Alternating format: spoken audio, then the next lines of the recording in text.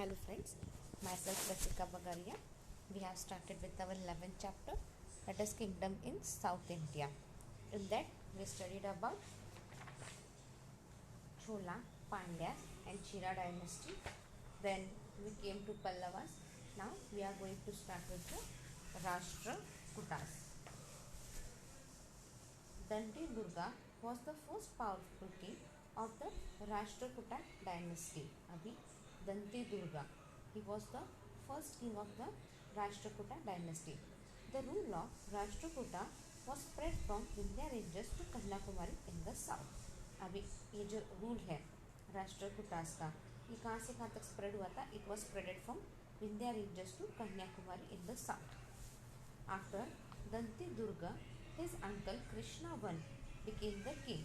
अभी दंती दुर्गा के बाद उनका जो अंकल था Krishnavan, he became the king. He uprooted Chalukyas rule. और उसने when Krishnavan became the king, what happened? He did the, उसने चौलास का क्या किया? सॉरी, चालुक्यास का पूरा रूल ही फिनिश कर दिया. The famous Kalidas temple at Ellora is described to Krishna one. अभी एलोरा केव्स में ना कालिदास का एक फेमस टेम्पल है. वो किसने है? वो कृष्णा वन ने बनाया हुआ है. The succeeding Rashtrakutas ruler became influential in North India as well. अभी the succeeding Rashtrakutas ruler क्या हो गया? नॉर्थ इंडिया में भी इन्फ्लुएंस हो गया, नॉर्थ इंडिया में भी आ गए वो. अमुकवर्ष was the capable king of the Rashtrakuta dynasty. अभी अमुकवर्ष, he was the capable king. अमुकवर्ष composed the text entitled Ratnamalika and कवि राजमार्ग. अभी अमुकवर्ष ने क्या किया? he composed two texts, मतलब उसने दो बुक लिखी. एक तो है रत्नमालिका एंड कवि राजमार्ग. he established a new city at Manyakheta, Malkhed near Solapur. उसने न्यू सिटी एस्टैब्लिश की सोलापुर के पास. The Rashtrakuta dynasty decline because of the attack by Paramars and Chalukyas of Kalyan. अभी ये राष्ट्रकूटा डायनेस्टी क्यों डिक्लाइन हुई? क्योंकि इन पे अटैक परमार्स ने और चालुक्यास ने ऑफ कल्याण, इन लोगों ने किए थे.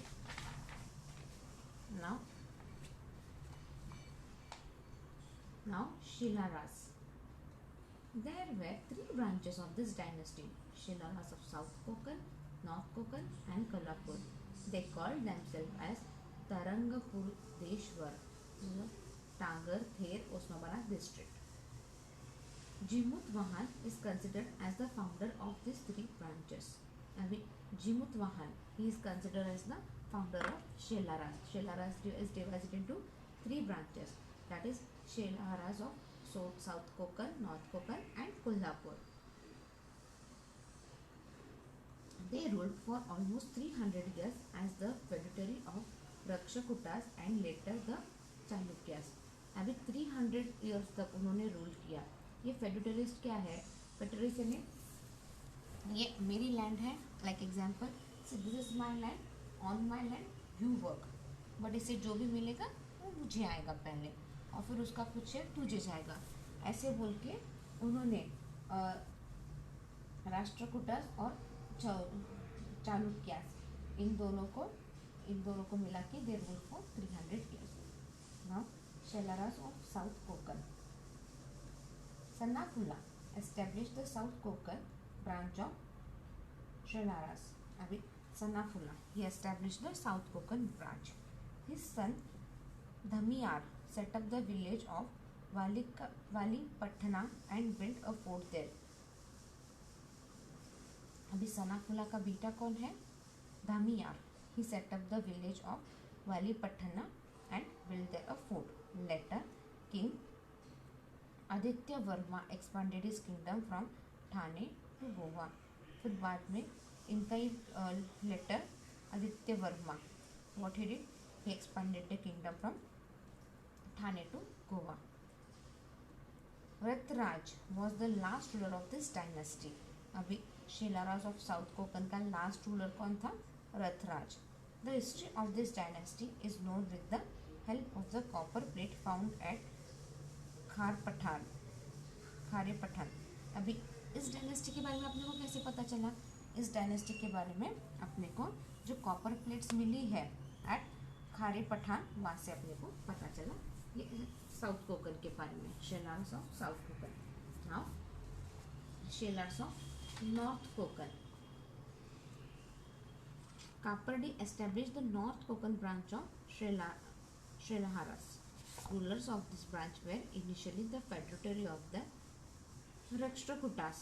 अभी कापरडी ही एस्टेब्लिश द नॉर्थ कोकन, और पहले ये नॉर्थ कोकन क्या था? Initially it was the federatories of the Rashtrakutas. The capital was Thanak. उनका कैपिटल क्या था? Thanak. Right now we call it as a Thane. Aparajita was another important king of this branch. अभी अपरजिता ये भी एक किंग था। He ruled for 35 years. Chittaraja followed Aparajita as king. अभी Aparajita what he did? He ruled for 30 years. Thereafter Chitraj followed Aparajita as a king. His brother found for their claim to the throne. अभी his brother fought. अभी अपरिजिता का भाई he fought for the throne. Taking advantage of this, the Shelas of Kolhapur and Kadamdas captured some of the region in North Konkan. अभी पता चल रहा है कि भाई भाई झगड़ा कर रहे हैं। इसका एडवांटेज किसने उठाया? Shelas of Kolhapur and Kadambas, and they captured the North Konkan.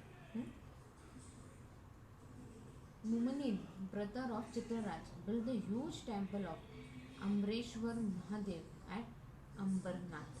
अभी मुमुनिन ये किसका है? ये ब्रदर ऑफ चित्रराज। उसने क्या किया? He build a huge temple at Ambarnath. This is considered as the beginning of Bhumija style of temple architect in Maharashtra. और इससे क्या हो गया? भूमिजा टेम्पल का एक स्टाइल चालू हो गया। Bhumija is the style of temple building architect का एक स्टाइल है, और उस हिसाब से महाराष्ट्र में उस स्टाइल को अडॉप्ट करते हुए महाराष्ट्र में टेम्पल का आर्किटेक्ट बनना चालू किया। Shelars of Kolhapur. The modern district of Satara, Sangli, Ratnagiri and Belgaum were included in this kingdom. Jatiga established the Kolhapur branch of Shelaras. Now, who established the Kolhapur branch? Jatiga. Bhoj II was the important king of this dynasty. Bhoj II, he was the important king. The city of Kolhapur, Valivade and Panhala were the capital of this kingdom. अब city of Kolhapur और Valivade and Panhala ये capital थे इनके, sorry, were the capital of this kingdom. The Shelaras of Kolhapur are credited with the creation of magnificent Kopeshwar Mahadev temple at Khidrapur. अभी खिद्रापुर में महादेव का, कोपेश्वर महादेव का temple है। उससे इन लोगों के बारे में पता चलता है अपने को। Now next is the Gonds. The Gond dynasty was establish at Chandrapur during the Yadava period. अब ये गोंड डायनेस्टी कब हुआ था? It was established at Chandapur during the Yadava period. Holbil was the founder of this dynasty. Who was the founder of Gond dynasty? Holbhel. He brought the people of Gond tribes together and encouraged them to rebel against the Naga dynasty. What Holbhel did? He brought the people of Gond tribe together and he gave them a motivation to fight against the Naga dynasty. He established the capital at Shirpur. और उन्होंने अपना capital कहाँ बनाया? शिरपुर में। In the later period Khandkya Bala Singh build a fort at Belapur and shifted the capital from Shirpur to Belapur. अब क्या हुआ? बाद में क्या हुआ? Khandkya Bala Singh what he did? He build a fort at Ballarpur and shifted the capital from Shirpur to Ballarpur. The temple at Akleshwar was constructed during this period. अब temple है ना अकलेश्वर का, it was constructed during this period. Nilkanth Shah was defeated by Raghuji Bhonsle of Nagpur and the Gond territory was merged in his kingdom. अभी नीलकंठ शाह, उसको किसने defeat किया? Defeated by Raghuji Bhonsle of Nagpur, और ये गोंद क्या हो गया? मर्ज हो गया उस किंगडम में। 62 Gond kings ruled for many centuries in Deogarh, Nagpur and Chandrapur in Maharashtra. अब 62 गोंद किंग्स, अब 62 किंग्स थे गोंद के, उन सब ने कहाँ पे रूल किया? बहुत सालों तक रूल किया, Deogarh, Nagpur and Chandrapur in Maharashtra. The struggle of queen Durgavati of the Gond dynasty against the Mughals is considerably important.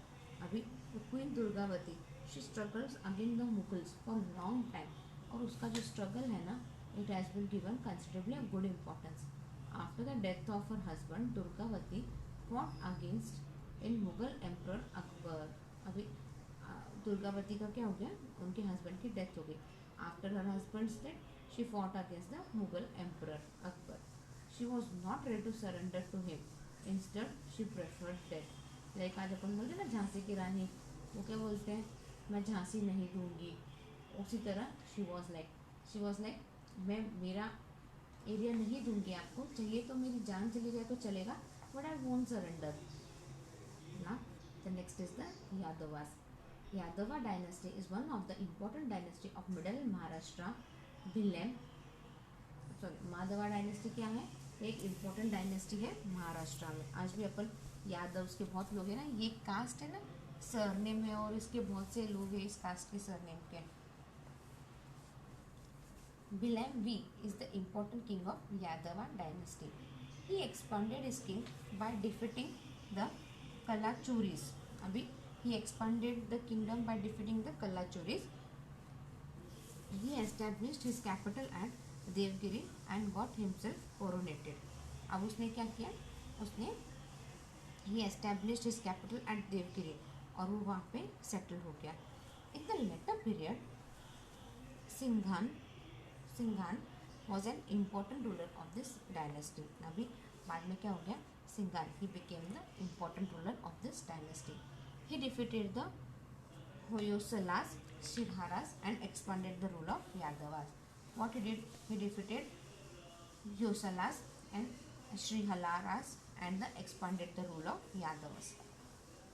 In 194 BCE, Alauddin Khalji attacked South India. अभी in 1294 CE, Alauddin Khalji attacked South India. Ramdeva, the Yadav king, was defeated by Khalji. अभी रामदेवा, इसको किसने defeat किया? जो यादव का king था उस वक्त, उसको खालजी ने डिफीट कर दिया। From here onward Yadav rule क्या हो गया? It became decline. अब यादव रूल क्या होगा? यादवा रूल क्या हो गया? It started declining. In 1307 CE, Alauddin set his commander Malik Kafur to carry out a campaign over Devgiri. अभी इन 1307 CE में क्या होगा? अलाउद्दीन ने क्या किया? कमांडर्स भेजे under the leadership of Malik Kafur to Devagiri conquer करो, देवगिरी पे अपना कब्जा जमाओ करके। ही डिफीटेड द यादवास, और यहाँ पे यादवास की डिफीट हुई। Yadavas accepted the feudatory state to Delhi. Yadavas ने क्या किया? अपना जो स्टेट है दिल्ली के अंदर डाल दिया, and it became the feudatory state. In 1310 CE, Yadavas king Shankar Dev was killed by Malik Kafur. अभी क्या हो गया? यादवास का जो किंग था Shankar Dev, he was killed by Malik Kafur. In 1318 CE, the rule of Yadavas was brought to an end by the Delhi Sultanate. अब क्या हो गया? 1318 में क्या हो गया? Rule of Yadavas was completely ended bye the Delhi सल्तनत। The Yadava period has a significant importance in the history of Maharashtra. अब यादवा पीरियड का क्या है? एक सिग्निफिकेंस हिस्ट्री है, एक सिग्निफिकेंस इंपॉर्टेंस है महाराष्ट्र की हिस्ट्री में। During this period there was notable development in the cultural sphere of Maharashtra. अब यादवा के पीरियड में क्या हुआ? अपने यहाँ पे कल्चरल चेंजेस बहुत हुए, कल्चरल डेवलपमेंट बहुत हुए। The Madhuva and Warkari sects had beginning in Yadava period. Okay, Mahaduvas and the Warkari period. जो वारकरी लोग आज अपन देखते हैं ना, जो who goes to Pandharpur and all, वो यादवा पीरियड में ही चालू हुआ है. During this period Pathan in Khandesh, Sologai in Karnataka and Paithan in Maharashtra became important learning centre. अब इस वक्त क्या हुआ, खानदेश में, महाराष्ट्र में लर्निंग सेंटर्स को इम्पोर्टेंस मिला. During the same period Sanskrit text were written on subject like Dharmashastra, Purva, Mimamsa like philosophical text, Nyaya, Vedanta. अभी उसी वक्त क्या हुआ, उस वक्त ये यादवास के पीरियड में भी है ना, बहुत सारे Sanskrit scripts were text were written on the subject like Dharmashastra, Purva, philosophical text, Vedanta. इन सब सब्जेक्ट्स पे बहुत से टेक्स्ट लिखे गए थे. The critical work on Yajnavalkya by Aparak, Chaturv, घंचिकांतमानी are among the important Sanskrit text. अब संस्कृत टेक्स्ट में सबसे इम्पोर्टेंट कौन सा है, चतुर्व, गच्चितामानी. देन संगीत कर text is based on Indian music by Sharangdev, is consider relevant even today. अभी संगीत पे भी टेक्स्ट लिखा था, संगीत रत्न कारक, ये टेक्स्ट लिखा था for Indian music.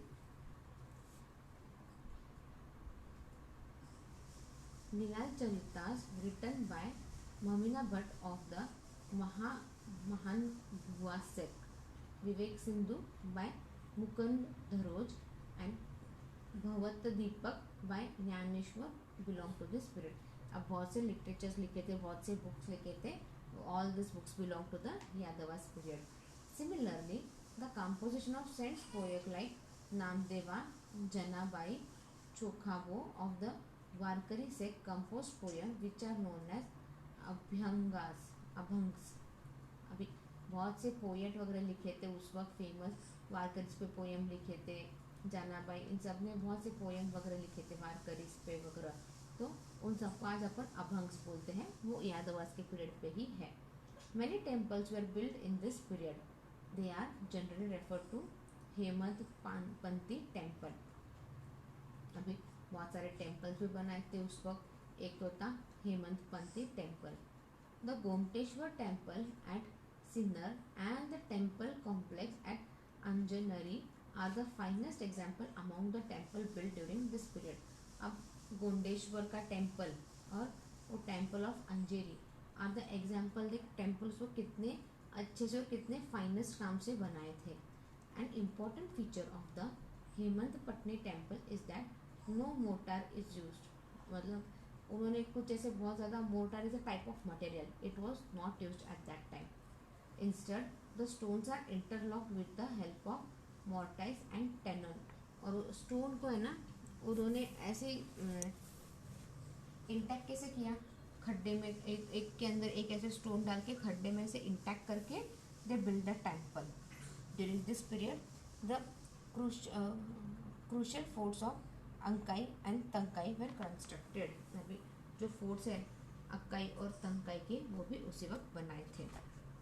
Now administrative system, trade, social life. In the administrative system of South Indian dynasty, there were officers such as Mahadanayak, Rashtrika, Deshadipruta, Amatya, Ayuktya, etc. अभी ये साउथ इंडियन के dynasty में बहुत से officers थे, जैसे कि देखो Mahadan, Dandayaka, Rashtrika, Amatya, Akutya, etcetera. The council of minister in the Chola dynasty was called Udakutta. अभी जो ऑफिसर था, काउंसिल ऑफ ऑफिसर था चोला किंगडम में, he was known as Udakuttam. The kingdom was divided into many provinces. और वो जो किंगडम था वो बहुत सारे प्रोविंसेस में डिवाइड किया जाता था. प्रोविंसेस में क्यों डिवाइड किया जाता था, ताकि अच्छे से एडमिनिस्ट्रेशन हो सके. A member of royal family was the chief of the mandala. अभी मेंबर ऑफ रॉयल फैमिली जो रहते थे, जो बड़े फैमिली के मेंबर रहते थे, he was the chief of the Mandalam. There were many officers under him such as Vishayapati, Deshanidhipati, Deshdrikrit, Rashtrika etcetera. अभी जो रॉयल फैमिली का जो मंडाला है, चीफ ऑफ द मंडाला है, उसके हाथ के नीचे बहुत सारे ऑफिसर्स रहते थे, लाइक विशान्यपति, राष्ट्रपिता et cetera et cetera. The administration of the southern kingdom was very efficient. अब जो एडमिनिस्ट्रेशन सिस्टम था ऑफ सदर्न किंगडम का वो बहुत अच्छा था। Every order issued related to state affair recorded down and no action was taken unless authenticated by the concerned officer। अभी जो भी इशू थे स्टेट अफेयर्स में, जो भी इशू आते थे वो पहले सब अच्छे से रिकॉर्ड किए जाते थे और एक्शन जब तक नहीं लिया जाता था जब तक आगे हायर ऑफिसर से कंसर्न नहीं आ जाता था। Village autonomy was an important feature of the state administration in south India. अभी विलेजेस को ऑटोनॉमी देते, लाइक विलेज अपने अपने लेवल पे जो भी इशू से सॉर्ट आउट करो, अपने अपने लेवल पे काम करो। The Gram Sabha looked after the entire administration. अभी जो ग्राम सभा थी it looked after the entire administration of the village. The head of the Gram Sabha was known by different names such as Gram Bhojaka, Gramakuta etcetera. अभी जो ग्राम सभा वॉज तो उसके अलग अलग नाम थे, एक तो ग्राम भोजका और Gramakuta etcetera. Head of the Gram Sabha was elected by the villagers और sometime appointed by the king. अभी जो हेड था ग्राम सभा का वो कौन इलेक्ट करता था? It was elected by the villagers और कभी कभी किंग अपॉइंट करता था। अ काउंसिल सिमिलर टू ग्राम सभा functioned at district and provisional level. एक काउंसिल था जो ग्राम सभा के जैसा फंक्शन करता था, वो डिस्ट्रिक्ट एंड प्रोविजनल लेवल पे था। Land revenue was the main source of income. Apart from that excess tax, professional tax, pilgrimage tax was also source of income. अब रेवेन्यू कहाँ से आता था किंग के पास? किंग के पास रेवेन्यू आता था थ्रू लैंड टैक्स देना पड़ता था उनको। Apart from that, excise tax, professional tax, pilgrimage tax was also given. In the king of Cholas, Pandyas, Cheras, Vatakalas, excuse me, Chalukyas, Rashtrakutas, Pallavas, Yadavas, many professions required specialized skills were practiced। अभी इन सबके kingdom में, अभी तक अपने जितने भी kingdom पढ़े हैं इस टॉपिक में, उन सबके पास professional skilled specialise skills practice करते थे। हर चीज़ के लिए प्रोफेशंस थे। Ivory was obtain from the Malyagiri jungle. Ivory कहाँ से मिलता था उनको? मल्यागिरी जंगल से मिलता था। The Coromandalam province were well known for excel quality textile. अभी कोरोमंडलम अपन ने देखा ना, किसका तो कैपिटल था, तो किसके लिए फेमस था? For textile. वहाँ से जो टेक्सटाइल आता था वो बहुत अच्छा था। Plains and colored cotton clothes as well as silk clothes was produced in these provinces। अब ये जो कोरामंडलम टेक्सटाइल प्रोविंस है उधर से अपने को क्या मिलता था? Silk, plain and coloured cotton clothes, ये सारा इस प्रोविंस से आता था। In the Chera kingdom was known the fine cloth produce there. अब चेरा किंगडम में क्या था? फाइन क्लोथ प्रोड्यूस होते थे। It was one of the important commodities in the Indo Rome trade.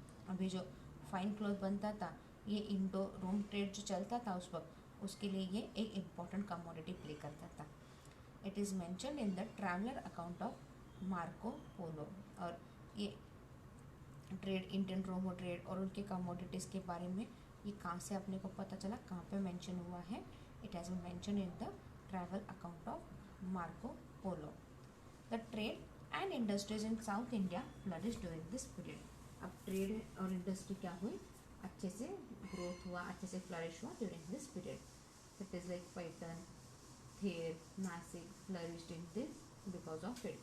Paithan, Ter ये सब क्या हुए? तभी आगे फ्लरिश हो के आए, तभी आगे बढ़े। The goods produced in rural areas were bought for sale in the cities. अभी जो गुड प्रोड्यूस हुए थे रूरल एरिया में वो सिटी में लाए जाते थे। The market place used to be located in the center of the city। और market place कहाँ रहता था? In the center of the city। The merchant guilds in South India played an important role in trade and the social system।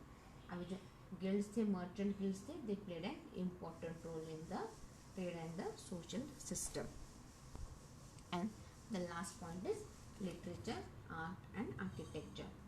The tradition of writing poetry and grammar was prevalent in South India from ancient time. अब जो tradition था, वो poetry, grammar जो सब लिखते थे, वो सबसे ज़्यादा किधर था? साउथ इंडिया में था. The Sangam literature is suppose to be most ancient in the Tamil tradition. अभी संगम लिटरेचर तो जो था, वो उनको सबसे ज़्यादा सपोर्ट किसने किया? It was the supported to be the ancient. सबसे पुराना है ये लिटरेचर, सबसे पुराना है. इसको सपोर्ट किसने किया? तमिल ट्रेडिशंस ने किया. This literature is one of the main source of political history of south India. अब ये जो संगम लिटरेचर है ना, ये एक इम्पॉर्टेंट सोर्स है जिससे अपने को political history of south India पता चलता है. It is believe that 3 Sangams were held. ऐसे बोलते हैं कि 3 संगम्स, लाइक 3 काउंसिल्स हुए थे. This period was important from the point of view of Sanskrit literature. अब ये पीरियड क्या था? This period was important for the Sanskrit literature. Kalidas compose the Meghdoot at Ramtek in Vidarbha. अब उस वक्त क्या हुआ था? कालिदास ने कंपोज किया था Meghdoot at Ramtek which is in Vidarbha. During the Vakataka rule, composition in Prakrit language were created. अभी प्राकृत लैंग्वेज पे भी people started writing compositions and all during the Vakataka rule. Parvasena II, the Vakataka king, wrote the well-known composition named Setubandha. अभी see Parvasena II and Vakataka king, उन दोनों ने famous composition लिखा named as Setubandha. Hari Vijaya was composed by Sarvasena, the founder of वत्सगुलम branch of Vakataka. Hari Vijaya, it was composed by Sarvasena, the founder of Vatsagulam branch of Vakataka. 2 styles of architecture are seen in South India. One is the Dravida style and the other is the Versera style of architect. अभी architect भी वहाँ पे 2 type के थे. एक architect को उन्होंने Dravida style बोला है और दूसरे आर्किटेक्ट को उन्होंने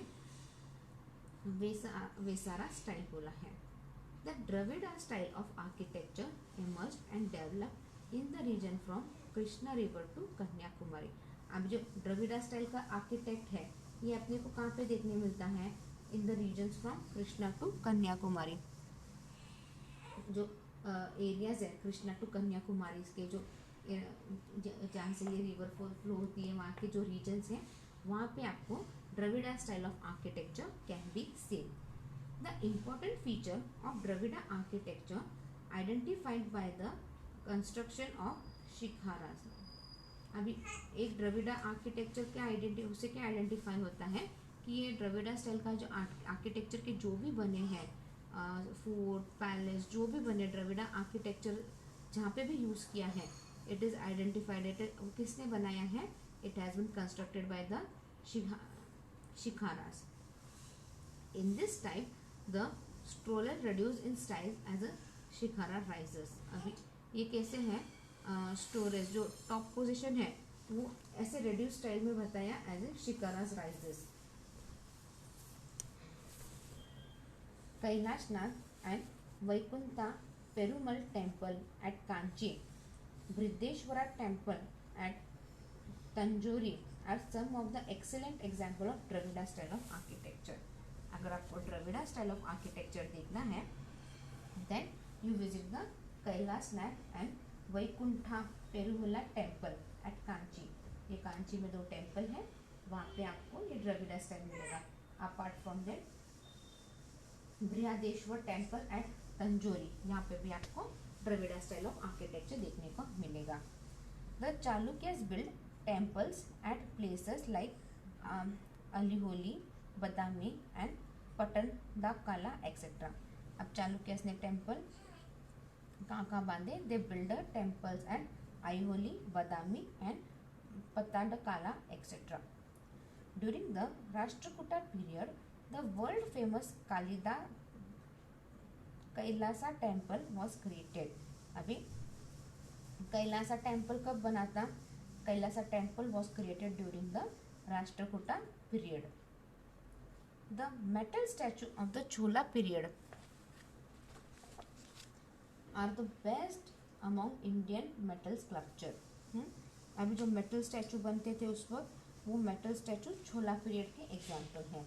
among them the most famous is the bronze statue of Nataraja Shiva. अभी छोला डायनेस्टी में सबसे फेमस कौन सी बनी मूर्ति? वो है bronze statue of Nataraja Shiva. अभी ये अपन Bharatanatyam, Kathak class, if you go to dance class and all ना, यू विल सी दिस मूर्ति. आप ये मूर्ति देखोगे, लाइक नटराज बोलते हैं इसको, नटराज की मूर्ति बोलते हैं, और उस पर लाइक शिव भगवान and all. During the Vakataka period the sculpture art and painting reached its zen. मतलब एक पीक लिया था, एक इम्पोर्टेंस आया था. कब? वकाटाका पीरियड में स्कल्पचर आर्ट एंड पेंटिंग को एक इम्पोर्टेंस आया था.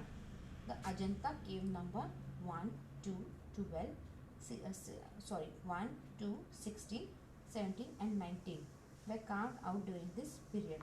अभी अजंता में बहुत सारे केव्स हैं, उसमें से केव नंबर 1 2 16 17 एंड 19 ये वकाटाका पीरियड के हैं. It seems that the artist had good knowledge about the details of philosophy and nature. अब ये जो केव्स पे जो उन्होंने कार्विंग कवर की है ना, आर्किटेक्चर पेंटिंग जो की है, उस पर से पता चलता है उस वक्त आर्टिस्ट को फिलोसॉफी एंड नेचर का बहुत अच्छा नॉलेज था एंड डिटेल नॉलेज था.